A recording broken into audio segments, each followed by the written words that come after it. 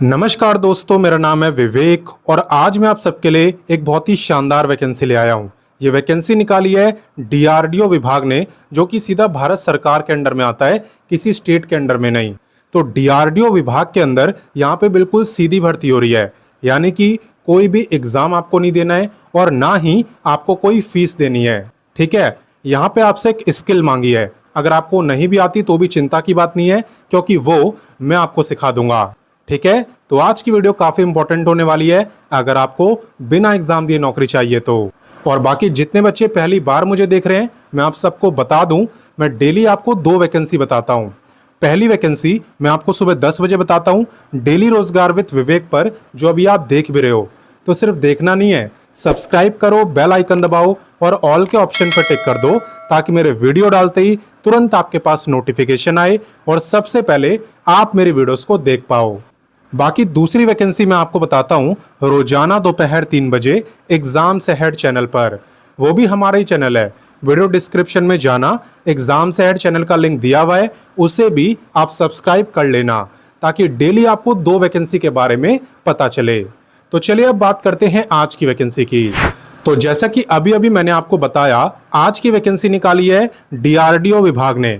आप में से काफी बच्चों ने इसका नाम सुना भी होगा। अच्छा, अगर नाम सुना है तो कमेंट करके मुझे इसकी फुल फॉर्म बताओ, और गूगल से चीटिंग नहीं करनी है, डायरेक्ट अपनी नॉलेज से बताना है। ठीक है, बात करते हैं इंपॉर्टेंट डेट्स की। आवेदन की बात करें तो आवेदन यहाँ पे स्टार्ट हो चुके हैं और अप्लाई करने की लास्ट डेट है 26 सितंबर। वैसे ना यहाँ पे आपको कोई फॉर्म वगैरह नहीं भरना है, उसकी बजाय आपको एक दूसरा काम करना है, जो आगे मैं आपको बताऊंगा। याद रखना कि कोई फॉर्म नहीं भरना, और जब फॉर्म नहीं भरना है इसलिए यहाँ पे आपकी कोई फीस भी नहीं है ना। जब फॉर्म ही नहीं भरना तो फीस किस बात की। एंड बात करें एग्जाम की, तो यहाँ पे आपका कोई भी एग्जाम नहीं होने वाला। क्लियर? तो चलिए इससे आगे बढ़ते हैं और इसकी क्वालिफिकेशन देखते हैं। देखो, जहां तक बात है एलिजिबिलिटी यानी क्वालिफिकेशन की, तो यहाँ पे कोई भी 12वीं पास जिसे एमएस ऑफिस की नॉलेज है, वो यहाँ पे एमटीएस बन सकता है। एमटीएस क्या होता है? Multitasking staff. ठीक है, अब देखो, आप 12वीं पास तो हो गई है, मैं जानता हूं, लेकिन काफी बच्चों को यहाँ पे एमएस ऑफिस की नॉलेज नहीं होगी। बट इस वैकेंसी में ये जरूरी है, ये आपको आना चाहिए। बाकी अगर नहीं आता ना तो भी चिंता की कोई बात नहीं है, क्योंकि इस प्रॉब्लम का सॉल्यूशन मेरे पास है। अगर आपको नहीं आता तो चिंता की कोई बात नहीं है, हमने एमएस ऑफिस का एक कंप्लीट कोर्स बना रखा है, जिसमें आपको MS Word, Excel, PowerPoint, Outlook, MS Access सब कुछ सिखाया गया है, वो भी बेसिक से एडवांस लेवल तक। सारी चीजें आपको शुद्ध हिंदी में समझाई गई हैं, एकदम डिटेल में, स्टेप बाय स्टेप, ताकि एक छोटा बच्चा भी समझ जाए। ऊपर से ये कोर्स आपके पास लाइफ टाइम रहने वाला है, तो आप जब चाहो, जितनी बार चाहो, इसकी वीडियोस को देख सकते हो। इसे लेने के लिए आपको बस इस व्हाट्सएप नंबर या इंस्टाग्राम आईडी पर हमें मैसेज कर देना है, एमएस ऑफिस कोर्स। देन हमारी टीम आपको जल्द से जल्द रिप्लाई करेगी और ये कोर्स दे देगी सिर्फ 199 रुपए में।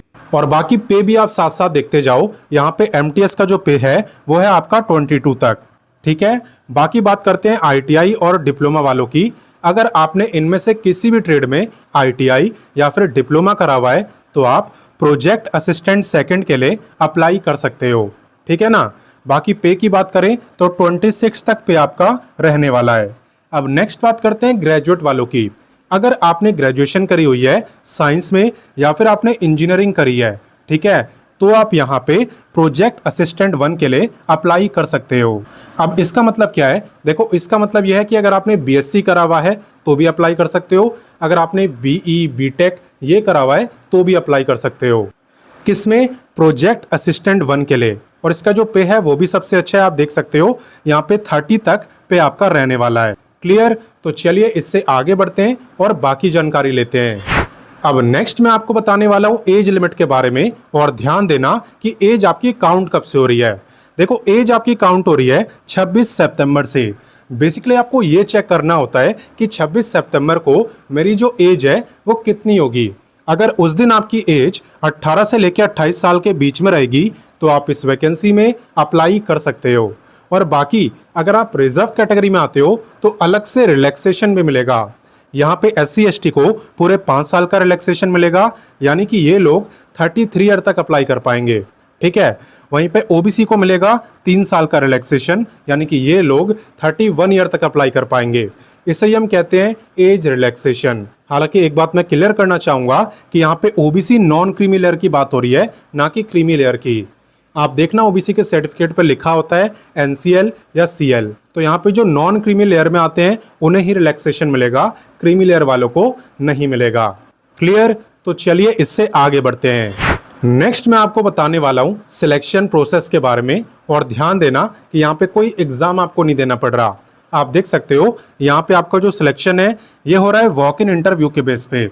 अब वॉक इन इंटरव्यू की सबसे खास बात ये होती है ना कि यहाँ पे शॉर्टलिस्ट का चक्कर नहीं होता है कि पहले फॉर्म को भरोगे फिर कुछ ही को बुलाएंगे कुछ को नहीं बुलाएंगे, ऐसा यहाँ पे नहीं होता। वॉक इन इंटरव्यू की खास बात ये होती है कि यहाँ पे जो भी बच्चा इंटरेस्टेड है वो डायरेक्ट इंटरव्यू देने जा सकता है, ठीक है, इंटरव्यू देके आ सकता है।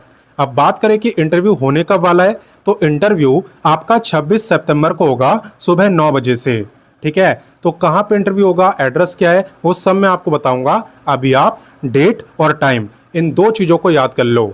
एंड बाकी आपको खाली हाथ नहीं चले जाना इंटरव्यू देने, आपको अपने साथ में डॉक्यूमेंट्स ले जाने हैं। कौन से डॉक्यूमेंट्स? देखो, सबसे पहला रीसेंट सीवी, ठीक है, एकदम अपडेटेड आपकी क्वालिफिकेशन के अकॉर्डिंग। बाकी दूसरी बात करें तो 2 पासपोर्ट साइज की फोटोग्राफ। तीसरा, original and xerox copies of all certificates, ठीक है। तो जो भी सर्टिफिकेट ले जाओ ओरिजिनल भी ले जाना और उसकी फोटो कॉपी भी। सर्टिफिकेट अगर मैं आपको बताऊं तो आपको ले जानी है अपनी मार्कशीट, ठीक है, 10वीं से लेके जहां तक भी आपने पढ़ाई करी है सारी मार्कशीट ले जाना। दूसरा, अगर आप रिजर्व कैटेगरी में आते हो तो कास्ट का सर्टिफिकेट, ठीक है। और तीसरा हो गया आपका आधार कार्ड, प्लस आप पे कोई एक्स्ट्रा सर्टिफिकेट हो कंप्यूटर का या फिर आप पे कोई जॉब एक्सपीरियंस हो तो उस सब का सर्टिफिकेट भी ले जाना, उससे आपके सिलेक्ट होने के चांसेस और बढ़ जाते हैं, ठीक है। बाकी जाना कहाँ पे इंटरव्यू देने, चलिए मैं आपको बताता हूँ। तो यहाँ पे एड्रेस आप देख सकते हो, कंप्लीट एड्रेस आपको दिया हुआ है DRDO solid state physics laboratory, Lucknow road, Timarpur, Delhi, और यह है आपका पिन कोड, ठीक है।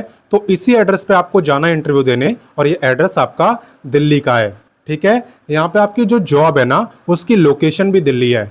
अगर सिलेक्ट होते हो तो जॉब आपको दिल्ली में ही करनी है, इसी डीआरडीओ विभाग में। और बाकी मैं बता दूं ये आपकी कॉन्ट्रैक्चुअल जॉब रहने वाली है, कॉन्ट्रैक्ट बेसिस की जॉब रहने वाली है। अब आप सोच रहे होगे कि कब तक रहेगी, तो यहाँ पे एग्जैक्ट डेट नहीं बताई है। इन्होंने बोला है कि भाई जब तक हमारा प्रोजेक्ट चलेगा तब तक आप हमारे साथ काम करोगे। तो वैसे आप जानते हो डीआरडीओ का जो प्रोजेक्ट है ना वो काफ़ी लंबा चलता है, लॉन्ग ईयर के लिए रहता है। तो आप ये मान लो कम से कम ना आराम से 3 साल आपकी जॉब यहाँ पे रहेगी, और मुझे पूरी उम्मीद है तब तक आप कोई ना कोई गवर्नमेंट जॉब का एग्जाम निकाल लोगे और कहीं ना कहीं सिलेक्ट हो जाओगे। तो देखो ज़्यादा टाइम नहीं बचा है, 26 सितंबर आने ही वाला है, इसलिए जितना जल्दी हो सके आप इस वीडियो को अपने दोस्तों भाई बहनों सबके साथ शेयर करो और उन्हें भी बताओ कि यहाँ पे डीआरडीओ में सीधी भर्ती हो रही है। बाकी मैं आपसे मिलता हूँ नेक्स्ट वीडियो में एक नई वैकेंसी के साथ, और तब तक के लिए जय हिंद, वंदे मातरम।